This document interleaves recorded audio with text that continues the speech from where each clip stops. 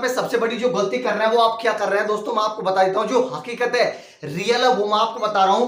B part पे आप ज्यादा फोकस कर रहे हो, क्योंकि मैं यूट्यूब पे देख रहा हूं बी पार्ट पे बहुत ज्यादा फोकस कर रहे हैं, और जो बी पार्ट पढ़ा रहे हैं वो भी ये बोल रहे हैं कि यहाँ तो क्वेश्चन बिल्कुल सरल बनेंगे, ऐसे बनेंगे हलवा। तो मैं आपको बता दूं, यदि आप बी पार्ट पे ही फोकस कर रहे हो, ए पार्ट पे फोकस है वो नहीं कर रहे हो, तो आपकी सबसे बड़ी गलती होगी। क्योंकि आपको पता होगा सिर्फ आप पशुपालन से सिलेक्शन है वो नहीं ले सकते, और यदि आप पशुपालन आप बहुत बेहतरीन भी पढ़ लोगे ना, तब भी लिख के ले लो, बहुत अच्छे से पढ़ोगे, तब भी आप 45 में से 30 से 35 नंबर लेके आओगे, उससे ज्यादा नहीं लेके आओगे। क्योंकि जो आपको क्वेश्चन बताए जा रहे हैं ना, वैसे इतना सरल क्वेश्चन आपसे कर्मचारी चयन बोर्ड नहीं पूछेगा।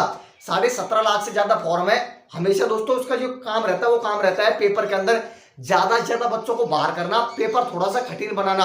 और 17.5 लाख बच्चे एग्जाम देने बैठेंगे और लगभग 6000 के आसपास बच्चे लेने हैं, तो पेपर का लेवल अच्छा खासा रहने वाला है। तो जो भी सिर्फ और सिर्फ बी पार्ट पे फोकस कर रहे हैं, साइंस नहीं पढ़ रहा है, राजस्थान जीके नहीं पढ़ रहा है, मैथ नहीं पढ़ रहा है, उनको मैं आपको बता दूं सिर्फ पशुपालन से सिलेक्शन नहीं होगा, सिर्फ बी पार्ट से सिलेक्शन नहीं होगा।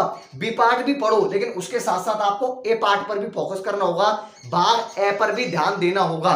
और जो ये बैठा है ना कि मैं 45 में से 45 नंबर लेके आऊंगा, रियल में आपको बता दूं कर्मचारी चयन बोर्ड एग्जाम लेगा तो वो हलवा क्वेश्चन नहीं पूछेगा, अच्छे खासे लेवल का क्वेश्चन पूछने वाला है। तो भाई ये पढ़ रहे हो ना, तो ये तो पढ़ो ही, इसी के साथ साथ आपको ये भी पढ़ना है। इसके बिना सिलेक्शन ले पाना मुश्किल है। राजस्थान जी के आप यदि नहीं पढ़ रहे हो, मैथ नहीं पढ़ रहे हो, साइंस नहीं पढ़ रहे हो ना, तो पशुपालन से सिलेक्शन है वो नहीं हो, क्योंकि इसके सिर्फ 45 क्वेश्चन आएंगे।